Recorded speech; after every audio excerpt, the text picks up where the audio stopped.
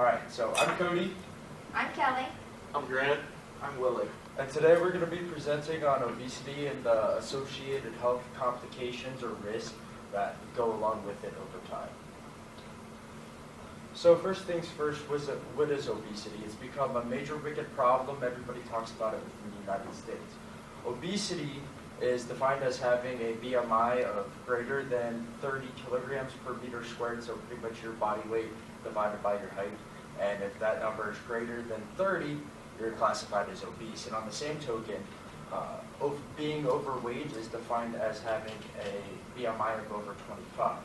So if we look at statistics like that, we have 70.7% of the United States population is classified as obese and or overweight. Now, and this is in accordance to the adult obesity facts. Now, why is this a problem? And obesity is extremely life-threatening if left unmanaged. Over time, obesity creates compression on the joints, it limits the mobility of the heart, the visceral organs, etc. And as more fat accumulates in the body, then it's just more problems for an individual as time goes on. Now, what interventions can be taken? Throughout the course of this presentation, each of us is going to present on a different topic, but what's going to be covered is the biochemistry of the body, physiology of the body, along with interventions such as in the school place, nutrition, and different types of policies. So first things first, factors of obesity, and this is in accordance to Stanford Healthcare. Genetics, lifestyle, energy expenditure, and caloric intake are all factors that can contribute to obesity. With genetics, we see that according to Desprez et al., fat storage location, or gynoid versus android, is a major factor. Now, what's this mean? Gynoid is storing fat in the lower portion of the body. Android is the upper portion. So gynoid would be pear-shaped. Android is apple-shaped. Now, having an apple-shaped body or more fat in the torso is bad because it's placing more fat on the organs and the heart. Also, the increased risk for heart disease because of the fat accumulation on the heart, it's limiting the amount that it can contract and excrete blood throughout the body. And then also, waist to hip ratio is always a factor with obesity. If women have 0.8 centimeters, or pretty much like their waist ratio to their hip ratio, if it's higher than 0.8, then they're at risk for obesity. Likewise for men, it's 0.95. Lifestyle, this goes into being sedentary, busy all day at work, you don't want to go do anything after work, and then energy expenditure, same token, along with caloric intake. Calories out versus calorie in is a huge factor in anything in terms of obesity and weight loss. So cardiovascular disease is one of the major health complications that is often associated with obesity. Cardiovascular disease is simply any type of disease that takes place within the heart, and often we think of heart attacks. But how is cardiovascular disease caused? And it's caused through buildup of plaque within the arteries, or atherosclerosis.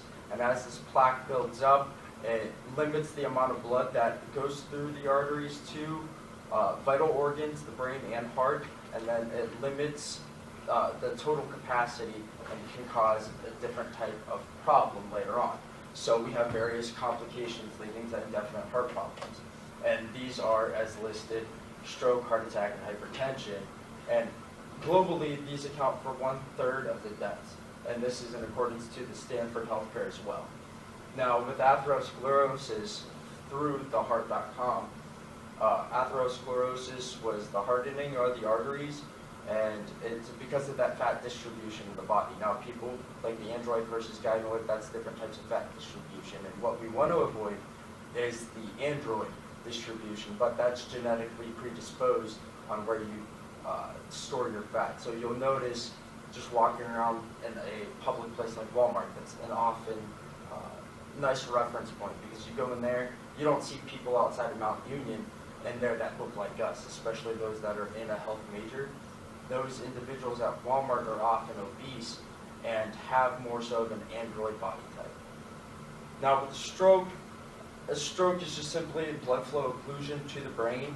So when the blood can no longer go to the brain, it's lacking the oxygen, and then that causes the impairment, and then you get the signs of a stroke, and eventually the disability that comes along with it. Heart attack is one of the most frequent types of problems that occur with cardiovascular disease, and that's just inadequate blood flow through the body to the heart muscle in of itself due to that plaque buildup.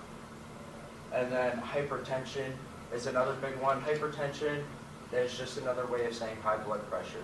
Now, with high blood pressure, 78% of men and 65% of women have hypertension, and these were individuals that were already obese and had that excessive weight gain. And this was in accordance to Hall et al. Now, on this slide, I have a chart, and this chart simply represents the BMI in accordance to your age. So as you age, your likelihood of developing type 2 diabetes increases. And this was adapted from Francis, but originally from Colts GA. Now, the most common type of diabetes is type 2, and it's just non-insulin dependent. Excuse me. And type 2 diabetes is often referred to as the adult onset obesity. This is in accordance to diabetes research. Adult onset simply means it occurs generally after the age of 35. But we don't see that in today's generation anymore because of the access to fast food, more technology, and other factors.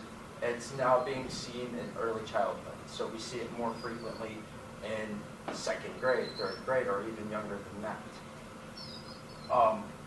And the reason this is a problem is because of the fat storage within these individuals. And as these kids grow up, by the time they hit 23, their chances of developing an even greater risk of type 2 diabetes has already increased greatly. And this is in accordance to Yaturu, and he said that type 2 diabetes has a high correlation with BMI. So the higher your BMI is, then the higher and greater your risk of type 2 diabetes. He said that there was a 49% increase in the likelihood of developing diabetes over the course of 10 years. So within those 10 years, for each kilogram, or roughly less than a pound for each pound that you gain over the course of 10 years, then your chances increased another 49%. And now Grant will be talking about the more physiological biochemistry basis of type 2 diabetes, obesity, and the health complications. All right, I'm going to switch spots here, Willie. So before we really get into the improvements for how to improve health complications that are associated with obesity, we have to know what's going on within our body. And so one of the health complications that is associated with obesity is diabetes. And so basically diabetes in general is the cell's inability to pull glucose, which is sugar, out of the blood to use for different cellular functions. And so this basically has to do with a substance called insulin. And so insulin is normally secreted by the pancreas, and it signals to the cells that it's time to start absorbing glucose from the blood. And so there's two different types of diabetes. There's type 1 and type 2. Type 1 diabetes is the lack of insulin production. And so the beta cells in your pancreas aren't producing insulin the way they should be. And so your cells aren't getting this signal, the body isn't telling them, hey, it's time to absorb some glucose. And so the glucose is just staying in the blood.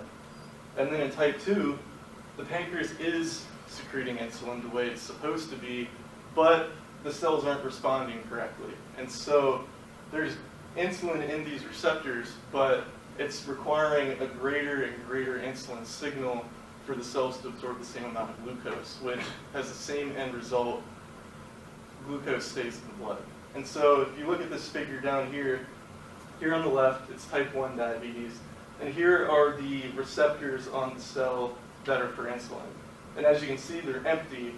It's because there's a lack of insulin. There is no signal. There's nothing telling the body that, hey, it's time to absorb this glucose, and so the glucose is staying in the blood.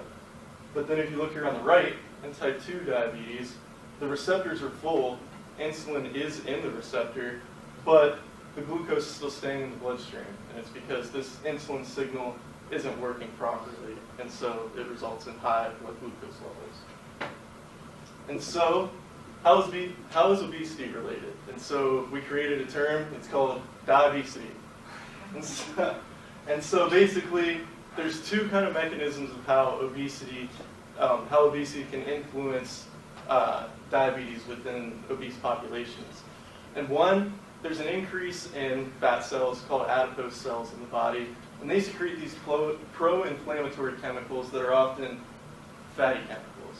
Additionally, there's a fatty chemical called palmitate that interferes with beta cell insulin secretion.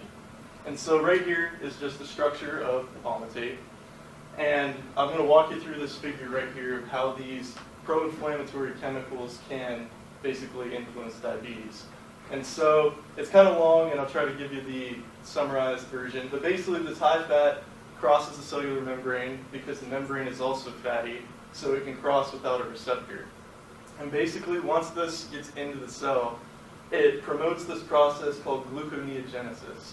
And so basically, this is the process where the cells in your body take materials that are in your body and can basically synthesize their own glucose and basically run the normal metabolism backwards to create glucose in the cell. And so your body's actually making glucose molecules. And so since there's glucose molecules already in the cell, it no longer needs to absorb any from the body and from the blood. And so the glucose that's in the blood ends up staying there. And so that's basically how these secreted pro-inflammatory chemicals can induce diabetes within obese populations. And these images, in fact, are supplied by Stoff in a 2016 study. And so additionally, another health complication is cardiovascular disease. And I couldn't come up with a funny way to incorporate the word obesity into cardiovascular disease. So sorry about that. But what's happening in cardiovascular disease is blocked or narrowed blood vessels. And so this can happen in 3 different ways. There can be increased arterial muscle mass. And so what a lot of people don't know is your arteries actually have a thin layer of muscle that surrounds the circumference of the artery. And so when blood pressure increases, the muscle mass has to increase in order to respond to this increase in pressure. So if you have hypertension or high blood pressure for an extended period of time, this muscle mass has to keep increasing in order to be strong enough to deal with this pressure. And so this can cause chronic narrowing of the blood vessel because this muscle mass has to take up space. And so when it takes up space, it decreases the amount of space there is for blood within the blood vessel. Additionally, there can be fatty deposit buildups, as Cody was talking about, and there can also be plaque buildups. And so this is basically a problem because when blood vessels narrow, it increases the work your heart has to do. And so when your heart has to do more work, it puts more stress on it. It can lead to other things such as heart disease, blood clots. And then I'd like to walk you through this image, and it's just the progression of a narrowing blood vessel. So this is just a normal blood vessel, blood flowing through it fine. And then as you can see here, it's starting to narrow a little bit, and this can be either plaque buildup, or the muscle mass buildup, or fatty deposit buildup. But it's starting to impede the flow of blood a little bit. Then as you can progress on, it's getting really hard for this blood to flow through, but it's still managing to do it. And then you get to this last one, barely any flow at all, and you're even getting some backflow. And when this happens, blood cells can start to stick together, and it can form clots and can increase your risk for stroke or heart attack or anything like that. And this image and information is provided by Mayet in 2003. And so, lastly, how does obesity relate to cardiovascular disease? And it's basically because of this increase in amount of adipose cells, or fat cells, which is what I was talking about earlier with diabetes, except now they're increasing leptin levels. And basically, leptin is just a signal in your body that influences hunger. But it can also increase sympathetic nervous system activity. And so for those of you who don't know, the sympathetic nervous system is called your fight or flight nervous system. And it's the opposite of your parasympathetic, which is your rest and digest. And so when you're activating your sympathetic nervous system, you're telling your body, hey, like I need to be awake, and it's increasing stress levels, which can increase hypertension. And so, if you look at this image, in obese populations, there's an increase in fat mass and obesity. So, this increases leptin, which goes to your brain and causes increased sympathetic activity, especially in your kidneys. And so, with this increased sympathetic nervous activity, you're in a stressful state, which increases hypertension, which can increase your risk for the cardiovascular risks that I was talking about previously, such as stroke, heart attack, or anything of that nature. And this image and information is provided by Hubby in 2016. So now that we've heard and learned a little bit more about the health complications that are associated with obesity, Lily and I looked into different policies that can help prevent this disease from occurring. So one of the first ones is going to be school interventions, workplace, community-based and youth programs, and also nutrition. So the first one that I'm going to be talking about is school-based interventions that you can do to help prevent obesity. As we heard from the previous group, prevention starts at young ages. You can't just start at 23 trying to prevent obesity. It's something that you learn at a young age. So I'm sure that most of us can remember way back when we were in elementary school. You're sitting there, you're writing down your spelling words, have to spell them out 10 times. It's really boring, isn't it? Well, according to Shirley and Stan Andrews, they did research on ways that you can bring physical activity into your daily content that you're teaching. The first one is going to be ropes, which is typically for preschool or kindergarten age students. You take a jump rope or a piece of yarn and you tie it together and you call out shapes, and the students have to move around and try to create the shape within their group or by themselves. It's fun, easy, you can do it in your classroom, gym, outside, wherever. The next one is going to be word search, and this can either be done with sight words for the younger kids or with vocabulary words for the older kids. And this can either be done in the gym or outside. And all you do is you lay down different words or different vocabulary words, and the teacher can call out the sight word or the definition for the vocabulary word, and the kids have to run around and try to find the word, and then once they find it, they stand on it. Simple, easy, and it's a lot of fun, and it gets the kids up and moving. Another one is the word scatter relay. This one is kind of the same as the word search, but you're going to create groups, and you're going to have relay teams, and the teacher will call out a word. This is typically done with spelling words, and they have to run down to the end of the gym, and either on a whiteboard or with letter cards, and they have to spell out the word, and then run back, and then the teacher will call out another word. Again, simple and easy, fun to do. And then lastly, the ABC, or 1, 2, 3 order relay. This can be done with numbers, uppercase letters, or lowercase letters. Teacher just scatters out different ones on the floor, and she can say, he or she can say, find the lowercase b, and the students have to run and find that letter, or find the number 3. So it's helping them with letter identification and number identification. So moving on to the community-based youth programs, according to Amy Webb, KidQuest is a community-based program that teaches kids self-control, problem-solving, and decision-making. And this can all come into effect when trying to figure out what they're going to eat, or if they should stay inside and play a video game or go outside and play basketball.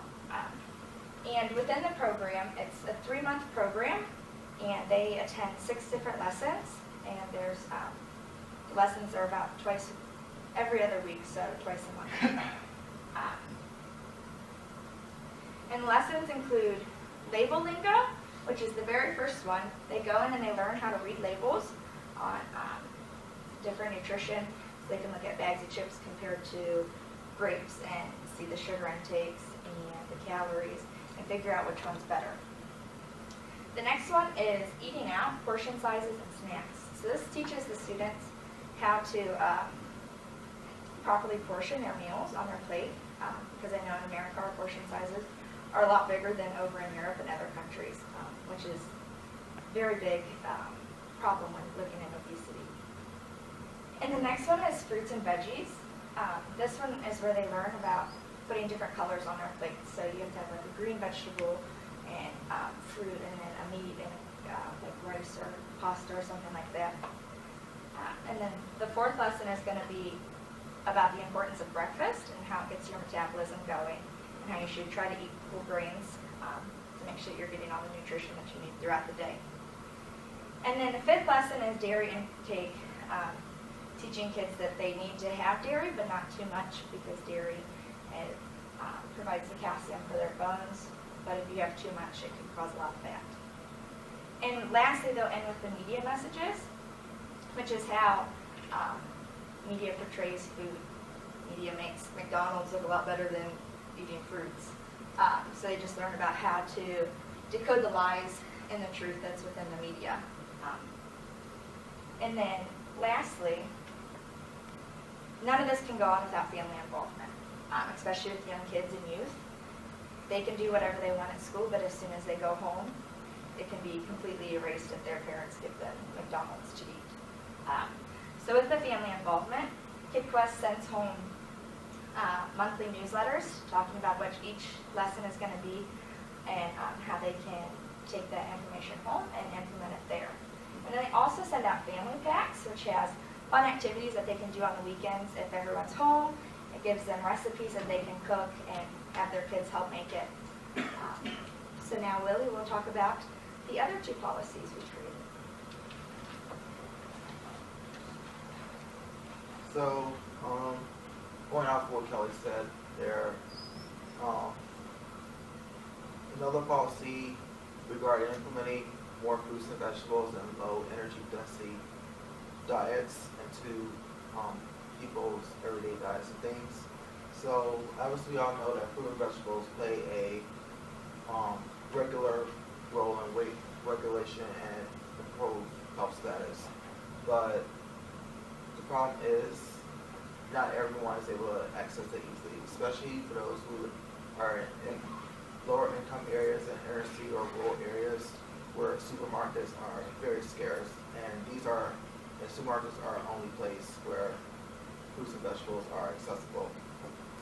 So, with that being said, people who are living in these areas are trapped in food deserts where their only options for eating are fast foods and high carb foods like chips and candy and high carbonated drinks like sodas and sugary beverages.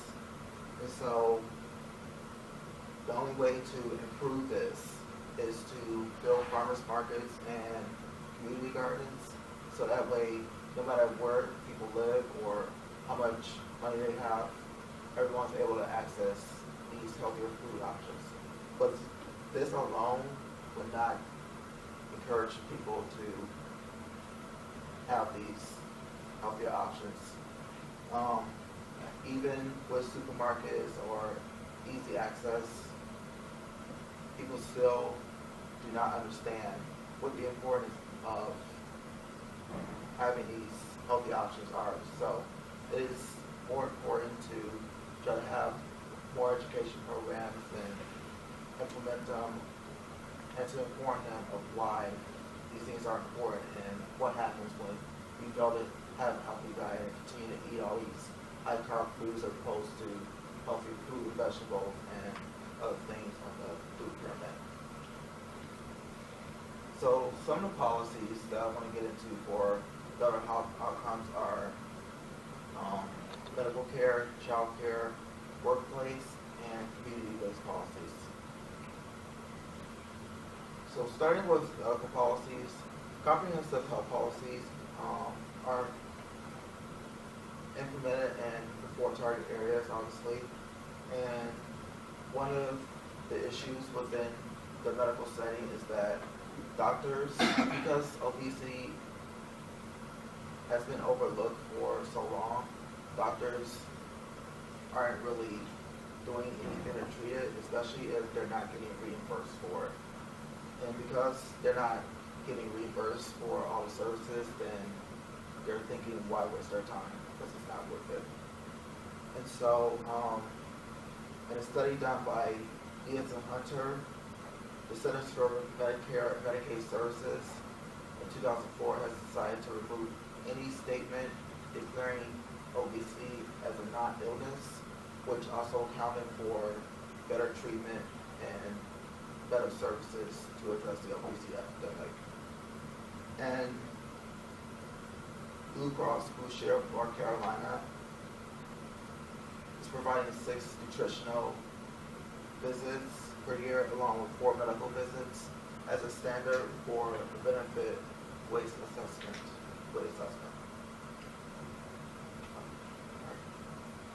And according to DS and Hunter, as far as child care centers, the New York City Department of Health and Mental Hygiene has regulated that children under 2 years of age not have any TV time, and those who are ages 2 and older have a limit of 1 hour of television watching per day, and it has to be an educational program. And to go along with the TV watching, any aspect of obesity will come from any of the television ads advertising fast foods and the sugary drinks and all the good colors that come with the high carbonated foods to pretty much advertise and to market all these foods that are bad for you, basically. And so, another policy is that child care centers must implement 1 hour of physical activity for each child, and they must also eliminate sugar-filled beverages and instead